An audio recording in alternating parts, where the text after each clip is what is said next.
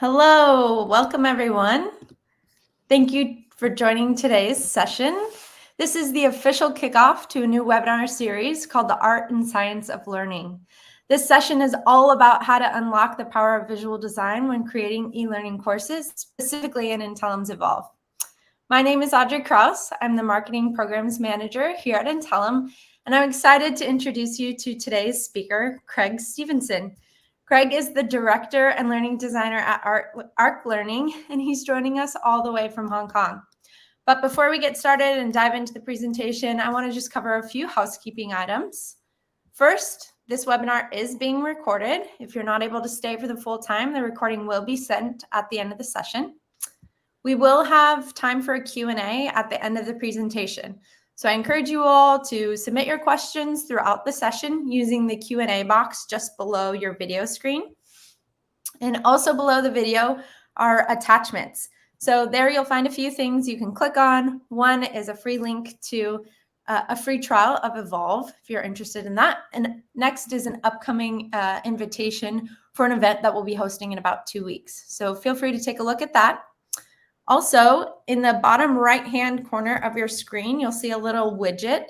If the video is showing up blurry at all, you can go ahead and auto-adjust the resolution of the video to whatever looks more clear on your screen. And lastly, we would love your feedback. So below the screen, you'll see a Rate This tab. Feel free to click into there and give us some feedback at any point throughout the session. These sessions are made for you, so we want to know, what did you like? What did you not like? What do you want to hear more of? So please take a moment to submit that at the end of this session. All right, with that, I'm going to turn it over to Craig Stevenson. Craig, take it away. Thank you, Audrey, and thank you, Intellum, for the opportunity for chatting today. Welcome, everybody. As Audrey said, my name is Craig Stevenson. I am a learning designer. I have a small learning development company in Hong Kong called Arc Learning, where a little bit of background about me. I spent 17 years in design education, a lot of time teaching the principles I'm going to talk about today. I made the switch to learning design about 3 years ago, so a lot of parallels between the things I still enjoyed about my teaching career, particularly using visual design to help people learn in innovative ways. So it seemed like a natural fit, especially with the curriculum design aspect as well from teaching. Talk a little bit today about the structure. First thing we're going to talk about is emotional design, what that is, and how you can use that to tap into the emotions of your learners and help them be more engaged. Going to move into some things that will help you potentially find inspiration. If you need to find some when you're doing your e-learning design, either in Evolve or otherwise, but looking for areas of inspiration, how I find them and how it helps me. Got to look at this acronym, CRAP, which is contrast, repetition, alignment, and proximity. It's a very good way of evaluating designs, your own, but also looking at other designs that are out there and seeing how the principles were used and seeing how you can employ them yourself. All of the things I'm going to talk about today, I'm going to link back to Evolve throughout, but especially in Agenda 4, tips and tricks, I'm actually going to jump across to Evolve and show you some simple things that I do to visually, enhance pages, make them pop a little bit, and hopefully you'll be able to take those away with you today. And lastly, there'll be some time for Q&A. If at any point during the session you think of a question, please feel free to put it in the chat, and Audrey will read some of those out to me at the end, and we can have a little bit of Q&A where I answer some of those questions. So let's get started. Emotional design. I'm going to take you back to my teaching days.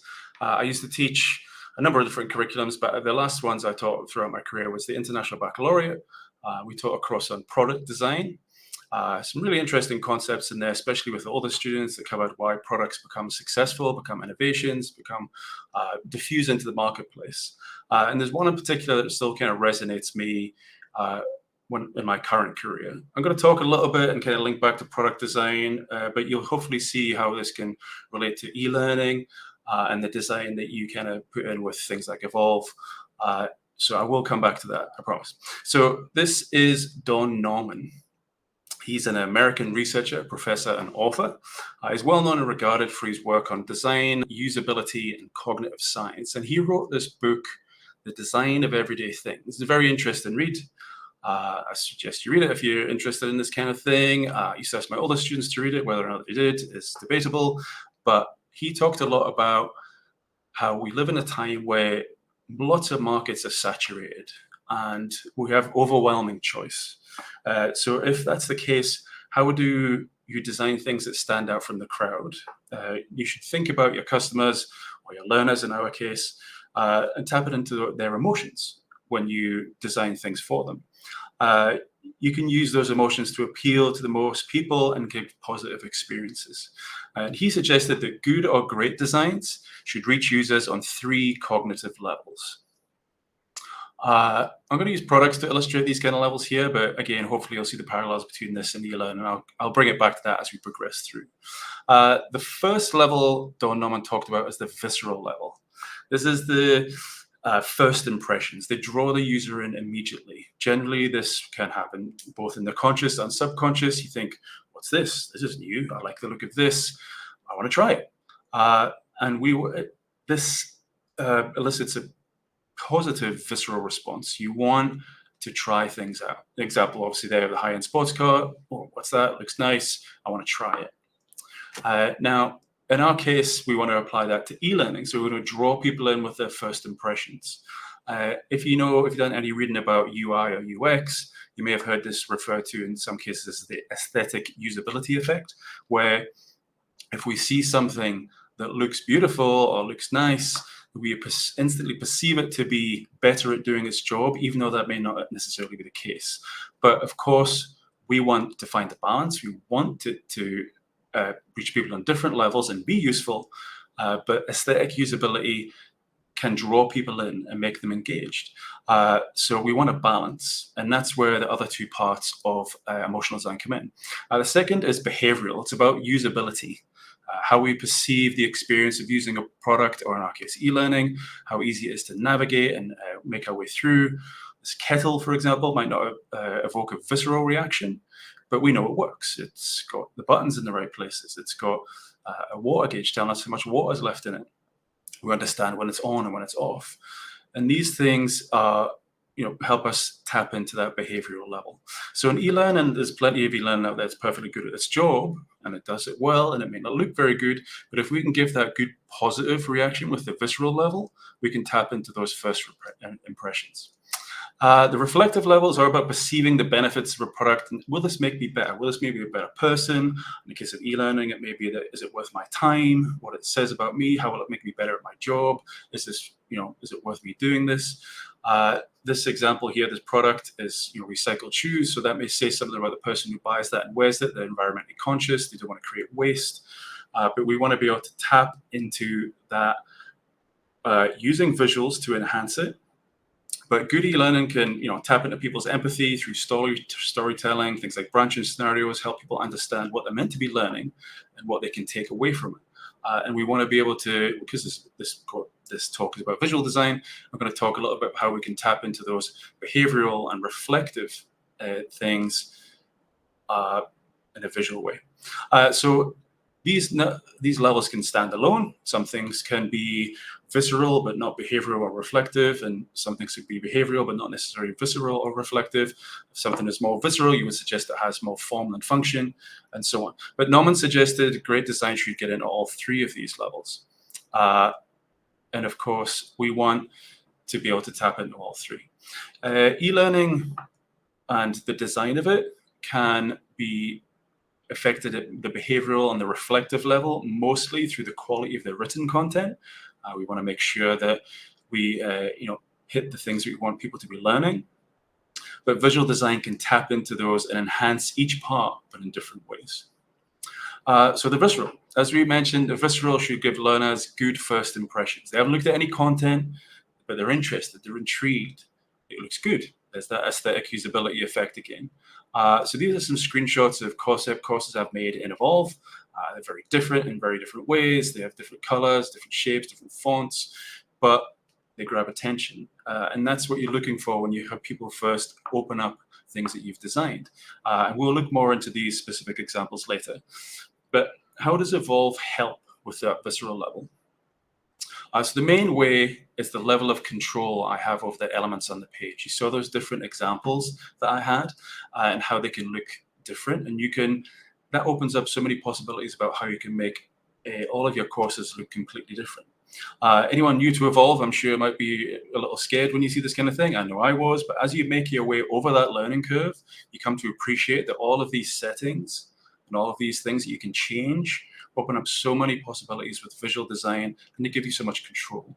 You might be thinking, well, I have lots of level of control with other authoring tools, and that's true, but I don't have the same level of control over my visual design that allows me to lead into this behavioral level where things can be mobile responsive and the usability advantages that brings. So we talked before about how the behavioral level is influenced a lot by content, but it's also about usability, how easy things to navigate through. That allows my visual design, the things I want to tap into in the visceral level, to work really nicely across multiple devices. I can turn tablets to be landscape or portrait, same with mobile devices. And with the large bank of interaction components, my level of control of them helps me tap into the familiarity of user interfaces for people with mobile devices. They know to tap, they know to slide, they know to zoom by pinching in and out. These are things that help a user experience. And because my visual designs work well across different devices, I'm tapping in more into that visceral level while complementing the behavioral level. Of course, I need to make sure I don't fall into the trap of just the aesthetic usability effect, which is form without function. And of course, the content of the course will have a lot of influence on that. But you can see the advantage of having mobile responsiveness across different devices to help with that. So that brings me to the reflective. And visual design can help tap into that in different ways. Storytelling helps tap into people's emotions, empathy, understanding how they can do their job in pressure-free environments, things like branching scenarios.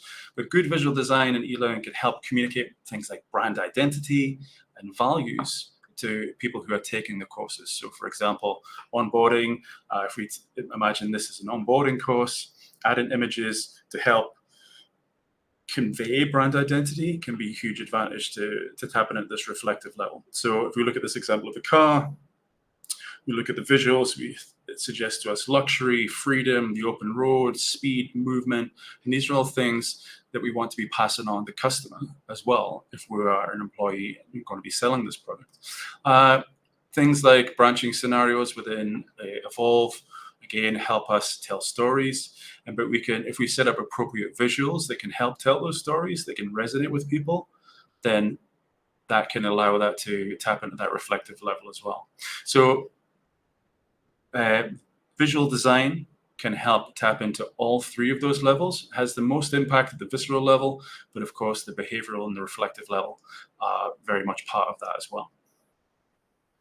So a few things you can do to enhance your visual designs. Inspiration. Where my ideas come from.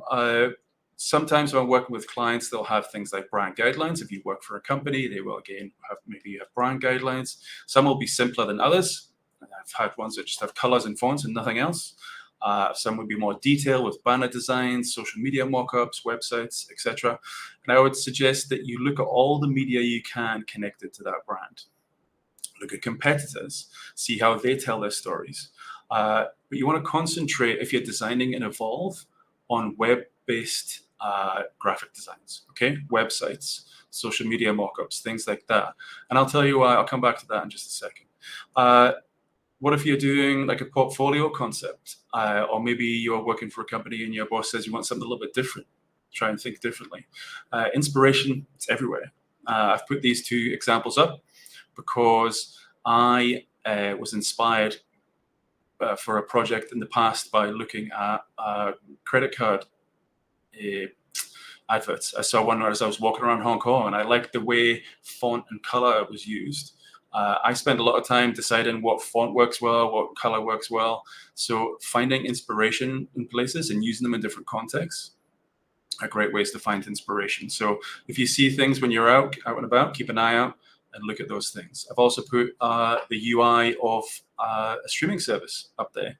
I was watching TV one night and I was using the streaming service, and I really liked the way the menus moved around. I was like, oh, I wonder if I can recreate that. And I took that and I tried to recreate it in Evolve, and it worked well, and it worked really nicely. And that was a way that I found inspiration. It's everywhere. You just need to have a look around, take photos of things so you don't forget about it, but find it and keep it if you enjoy it.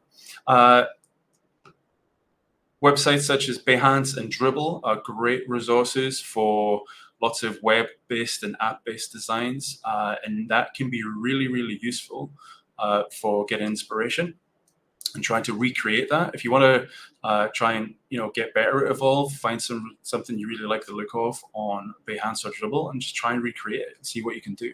And that's where some of the nice ideas come from, and it helps you build skill as well. And that brings me to my last point here. I try and avoid traditional slide-based e-learning when I'm looking for inspiration for Evolve courses. And that is because Evolve works a lot like a web development tool. So we move things and objects around by using things like padding and margin, which if you've ever made a website of your own, like a portfolio website, then you'll know what I mean by that. So it works in that way. So looking for inspiration in modern web design or app design, because obviously the user interface will be familiar and the visuals in there, and try to recreate slide-based experiences in Evolve. It's quite counterintuitive and it leads to mixed results. The same old look and feel. We don't quite get into that visceral level that we're looking for. So that could be something you might want to think about if you've kind of fell into that trap as well.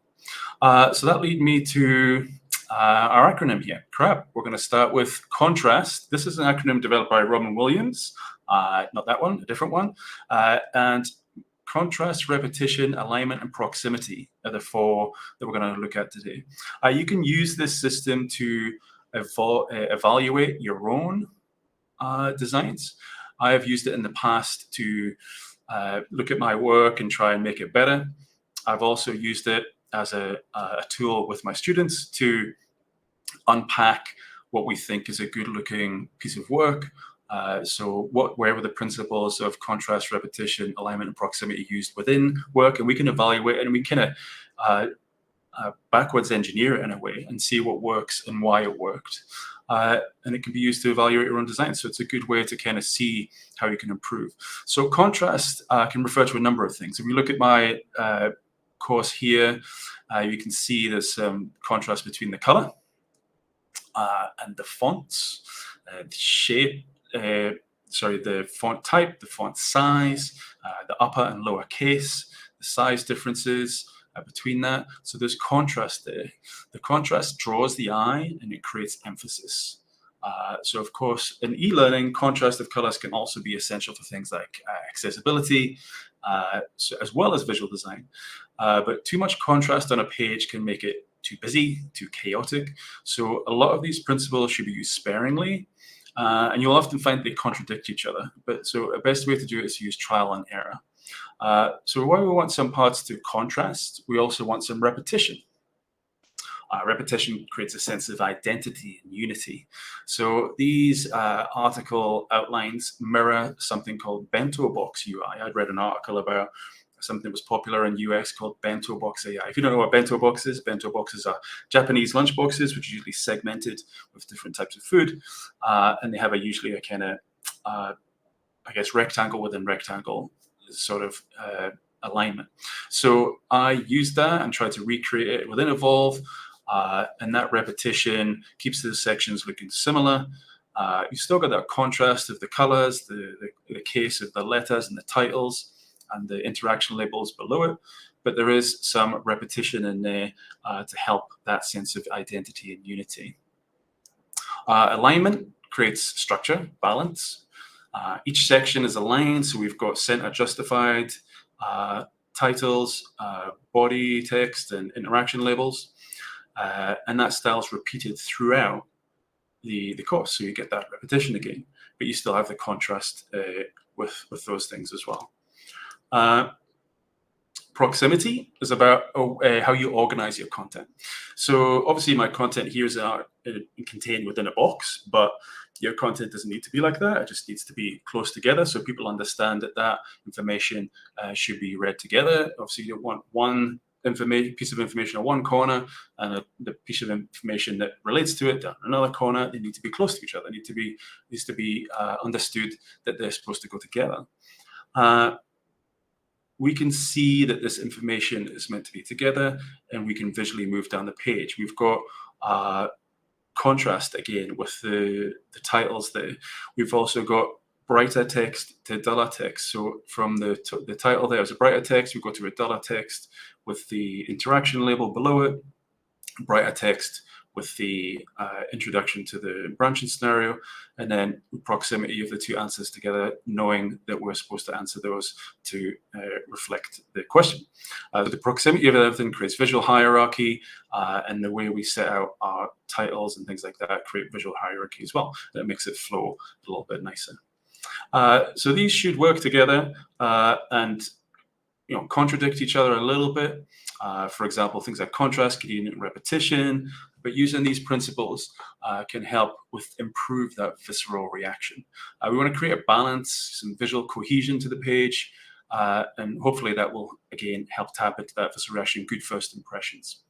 At that stage, I'm going to jump across to Evolve, and I'm going to show you some simple things on my screen here that you can do to add some visual interest to your pages to work on tapping into that visceral reaction.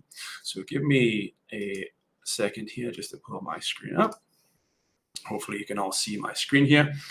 This is a course that you've seen a few times since I've started my talk. This was a course I put together for a fake luxury electrical car company. If you're from the UK, you'll see the colloquial word for electric lecky. I need to pay the lucky bill. So that was a quite nice play. And then I have, turned it into a kind of Tesla-ish kind of logo. For this, I was kind of inspired by luxury car websites, things like Rolls-Royce I looked at, Jaguar, again, Tesla, things like that, Mercedes. I saw a lot of black on white, and it kind of give that feel and that look. What I want to talk to you about today is how, with this particular one, is using things like gradients to blend pages together and kind of give it a nice visual cohesion, and using that around the rest of the page to keep that repetition, but also the nice contrast of this color of the title on top of that gradient. So this looks like it's all one page, but it's actually a hero image up the top here, blending in to a black page. So we've got in my menu, if I click on the hero image, which you can see, this is just an image from a stock website with a gradient placed over the top. Now I did this in Photoshop. Of course, you could do it in things like Affinity Designer.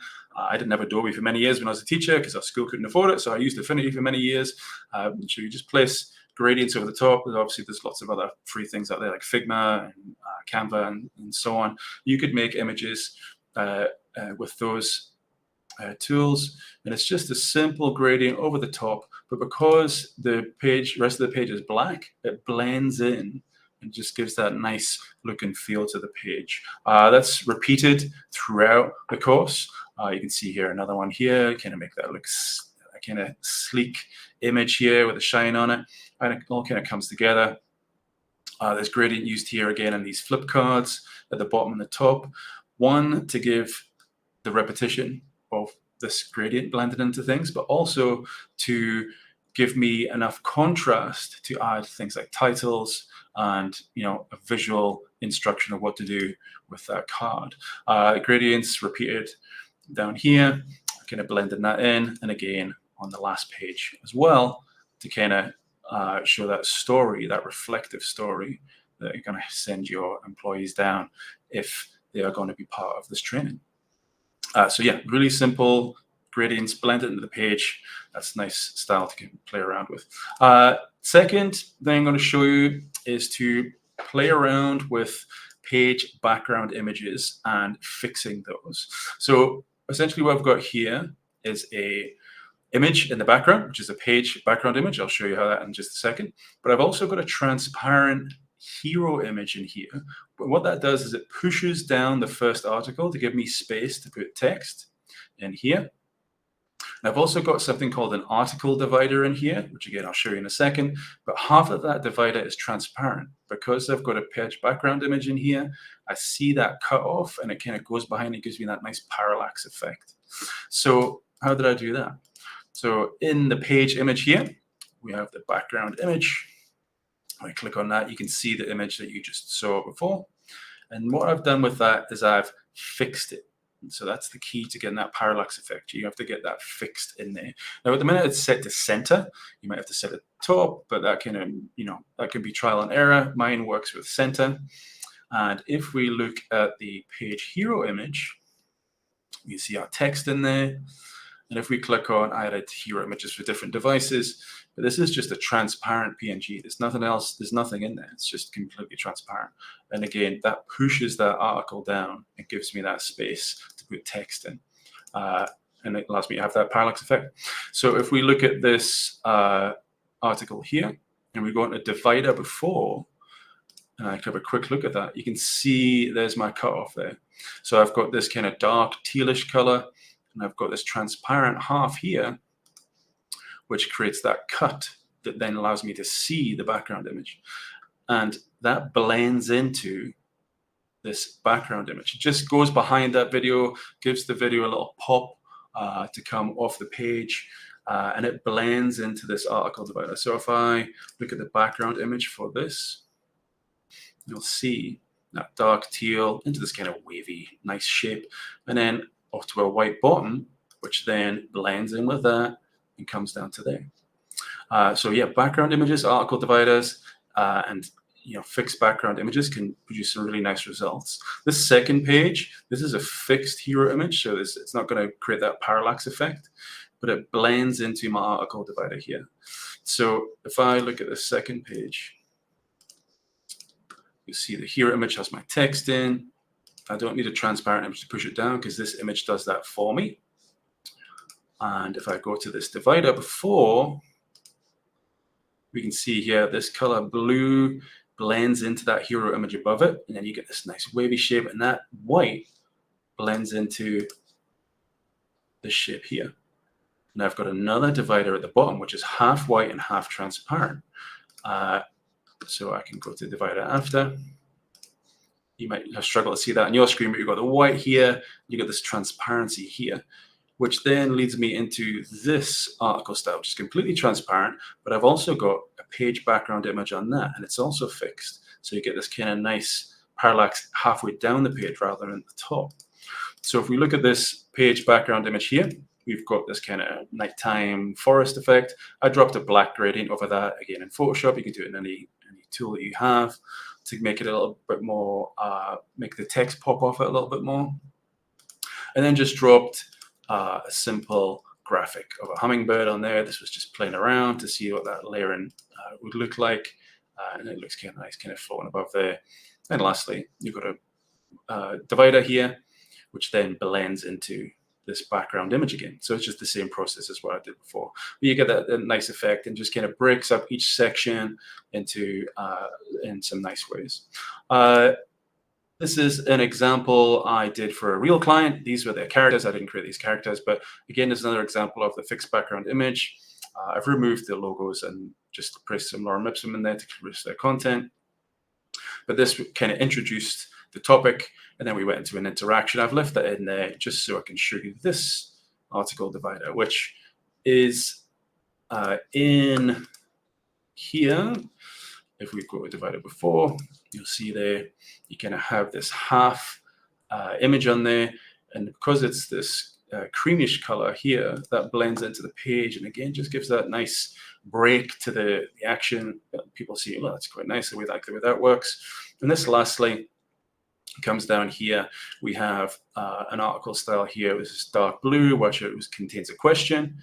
And this guy sits in the background looking a little bit puzzled, like he's answering a question. And he's got this strip of light blue, again, just contrasts nicely with that dark blue.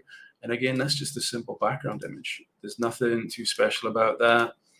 You just get the right orientation or the right size, and you can play with what works and what doesn't. It took me a few attempts to get the positioning of that right.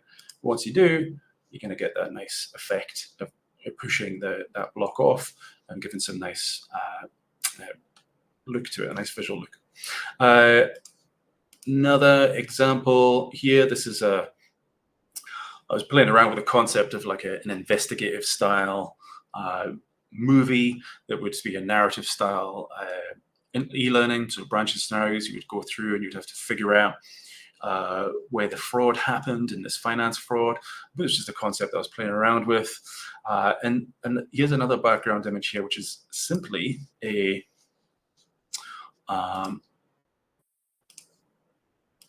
piece of torn paper that I pulled from a stock image site with some transparency on the top and the bottom. And you get that nice effect. And you can see here I've got a fixed background image as well, which has kind of got this almost like police report style image in the background, just sitting in there. And again, that's just a page background image pulled from a stock website, fixed, center, and everything kind of hovers over it. It just looks nice. Obviously, I added in some thing for atmosphere, I guess, with redacted eyes and these things. I flip cards with some Polaroids to help you introduce you to the players. And the idea of this, it would be had some intrinsic motivators with badges and things like that. But just adding in little things to make that page pop a little bit, really simple stuff, really enhances those things and helps play with that narrative and add to the reflective level. And narrative things leads me to this last one. I was playing around with branching scenarios. I did a video for this, which is on YouTube. You can look it up. But using imagery, the right kind of imagery in branching scenarios can help tell a story. But if we move through this branching scenario, and it's just lorem ipsum in there for now, but we can see as we make a choice, we're tapping into that behavioral usability level with the control we have, again, with this interaction and evolve. So I know I'm 50% through. And when I get to the end, I can see my choices. You can see that fixed parallax in there as well. Probably could work on the contrast between this for accessibility, but you get the idea, kind of like almost like an electronic screen sitting above that gives a nice effect. And the beauty of this is that it looks great across all devices. So all of that still tapping into that visceral level and that behavioral level by being able to go across multiple devices. And if you never set up a branching scenario in Evolve, it's really, really simple. You don't have to set up loads of triggers. I can just drop these things in here, create branches to them, and that helps me tap into that reflective level, be able to tell stories. And you can see that mirrored here as well. This is the lucky one, helping tell the story through this kind of almost like a viewfinder, with that adding that gradient in again for repetition to help people understand what's going on, focus on that. And I've got this, again, this contrast, this repetition, this hierarchy to tell that story within Evolve as well. And at that point, I am going to hand it back to Audrey, because that is it from me. Hopefully those tips were useful to you and you're able to use them in your own Evolve designs. But yeah, that's it from me. Awesome. Thank you so much, Craig. This was phenomenal just to see the ways in which you are applying all these different, or Don Norman's philosophy for visual design. We already do have one question in the chat, so I want to address that, but I also want to encourage you all to submit your questions. This will be the time that we'll have some dialogue back and forth with Craig. So if there's something top of mind, please feel free to submit it into the chat or the question box below your screen. But to begin, I want to address our first question. So Craig, this might actually require you to share your screen once again. But the question is, how do the custom dividers and transitions look on mobile and tablet? Does the smooth curve get squeezed and bunched up horizontally, or can you center and crop them?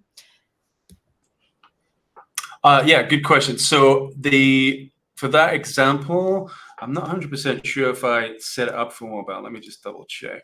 But to answer your question, a lot of the time for more mobile devices, I will either reduce the dividers quite a lot or remove them. It will depend on how it looks on mobile. There is a way for you to, let me just share my screen here again.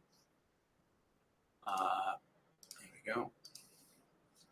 So there is ways for, if I go to this divider before here, my apologies, I'm in the wrong one. So I go to divider after, I can add in a mobile image as well and adjust the height of that.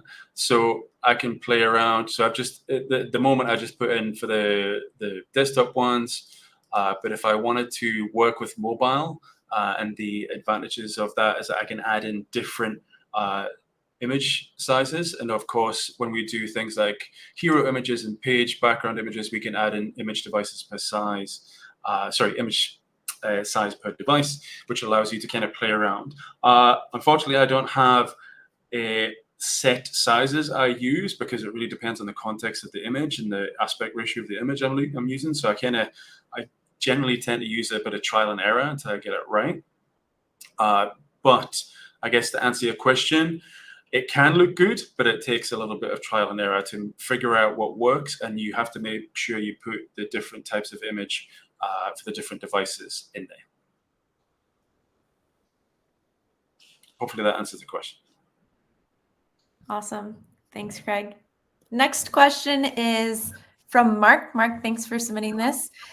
He really likes the faded hero images and background images and the examples of your article dividers. The question is, do they work well first time on tablet and mobile, or do you have to submit specific images? So I think that was just addressed, but if you have anything more to add, Craig, on that specific question. Yeah, I think that was quite similar to the other question, but yeah, I mean, just to reiterate that generally dividers, you can add two different types of image. You can add a desktop image and you can add a mobile image, and you can set the height of both of those so you can figure out what works well. You have to set it quite high if you've got curves, but that kind of straight one that I had in this example here, this one, you can set those to be quite low but it just means the characters will be smaller, right? Article dividers are easier to play with if they're straight because the screen size won't cut off bits. But of course, trial and error is your friend here. Again, I don't have a specific size that works well. I'll generate a few different sizes, realize it's cut off there, test it on my large screen and my laptop screen, as well as on different devices, and see what works well. Mobile can get a bit tricky if you've got lots of detail in the article divider. You might want to make it a bit simpler for mobile, but I would, there are ways, as we suggested, to be able to add in different sizes of divider with the mobile and the desktop version. Okay, a few more questions for you, Craig. Mm-hmm. Do you work with accessibility in your designs, and do you use Figma, or do you work directly within Evolve? Sorry, was that Figma? Correct. Okay, so accessibility, yes. Most of the clients I work with will have some requirement for accessibility, and it could be something color-based or contrasting things that way. No moving images to help with neurodiversity. It could be adding in ARIA labels within buttons so that screen readers can read it and things like that. So I will, of course, design with that in mind. But you can tap into things like contrast, repetition, proximity, and alignment by taking into account accessibility as well, right? So you can colors. There's lots and lots of colors out there that will work in different ways with the accessibility in mind. Figma question, I work directly in Evolve, but I tend to use the Adobe suite. So I use things like Illustrator and Photoshop. So I'll design and create assets in those packages and then bring them across to Evolve. I know that Figma has some advantages over Adobe, but I've used it all throughout my career pretty much. So I'm familiar with it. I think that's kind of where the majority of my work is done. So I've kind of not used Figma very much, but I don't tend to use the Adobe as a replacement for Evolve. I use it to create things and then add them to Evolve. So yeah, hopefully that answers the question. Yes, and a quick follow-up question to that, which I think you just said, is the question is, do you do most of your design work in Photoshop before uploading the graphics into Evolve? If it's photo-based, then definitely Photoshop. If those kind of little characters, the cartoonish characters, and anything that looks a bit more cartoonish will be done in Illustrator. But yeah, I mean, there's lots of alternatives out there, right? I mean, those things are quite expensive, but they're, as I mentioned, Affinity Designer is a lot cheaper. I used that quite a lot in the last few years of my career when I was working in schools. Figma has a free plan. Apologies, I don't know the depths at which you can go into with that free plan, but things like Canva and so on can also be used to create, free assets. GIMP is another. I believe it's a bit like Illustrator, a bit more of a vector-based software. But yes, personally, I use the Adobe Suite. Amazing. Well, folks, I want to, again, allow you just a few more minutes to ask questions here. So if you haven't yet submitted your question to the chat, please feel free to do so now. I also encourage you to connect with Craig online via LinkedIn. Again, if we want to throw back that slide back onto the screen, you'll be able to have his information there. So we'll give it just one more minute for you to submit your question. Again, as you leave, please remember to rate this session. We want to make sure that we're delivering content that makes the most sense for you and that is exciting to you. And I want to thank Craig for joining us today, presenting such amazing content, and for staying up so late, coming live to us from Hong Kong. No problem. Thank you very much, Audrey. And yeah, really appreciate it. And yeah, if you want to get in touch with me for just even chat about visual design, or if you have any more questions that we weren't quite able to get to, then yeah, do drop me a line on LinkedIn or using these contact things. Yeah, but yeah, happy to chat. All righty. Well, I don't see any more questions coming into the chat. Oh, Craig, one final question for you. What is your YouTube channel? So if you go to arclearning.com and go down to the footer, there's a link to my YouTube channel there. But I imagine if you go to YouTube and type in Arc Learning, it should come up. But that's an easy way to get there. Go to arclearning.com and find the link at the bottom of the page. I probably should have put my YouTube thing on there as well. Sorry, I forgot, but I don't know off the top of my head, unfortunately. All righty. Well, I think that does it. Craig, thank you again. This was absolutely fantastic. We are so happy that you joined us today. And thank you all for tuning in to our first session of the Art and Science of Learning. Have a great day, everyone. Thank you. Bye-bye. Bye-bye.